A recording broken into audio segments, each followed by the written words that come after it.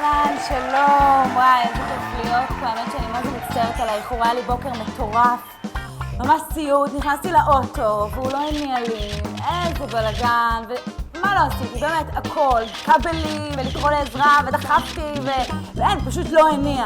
אני עם מכוניות כחולות, סיימתי את הסיפור. אמרתי, טוב, נו, האוטו לא מניע, יאללה, נעלה על אוטובוס. והאמת, היה לא כזה נורא, היה די סבבה.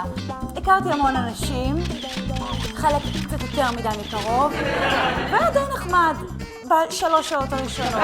כאילו זה לא מספיק. איך שאני עובדת מהאוטובוס, בא אליי קבצן כזה, מאלה שאתה, איך אתה נותן להם שקל, ישנה לי עם אסירי תודה, נתתי לו שקל, והוא כולו מתחיל שאלוהים ייתן לך ברכה ופרנסה וכל טודים. עכשיו לא שאני רוצה לזלזל, אבל אם היה לך איזשהו דיאלוג עם אלוהים, לא היית עומד פה עם כוס. מה זה? לא, כאילו, אתם אחלה קהל והכל, אבל אין פה אף אחד. 150,000 איש. וואלה, מה זה? מועדון הוט. וואלה, כמה מבצעים.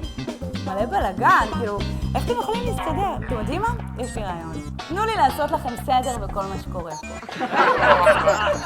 לא, זה לא מצחיק. אז חברי הוט.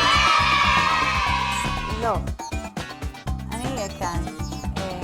ואני אעשה לכם סדר בכל המבצעים, וגם קצת טוב על הלב. תודה רבה.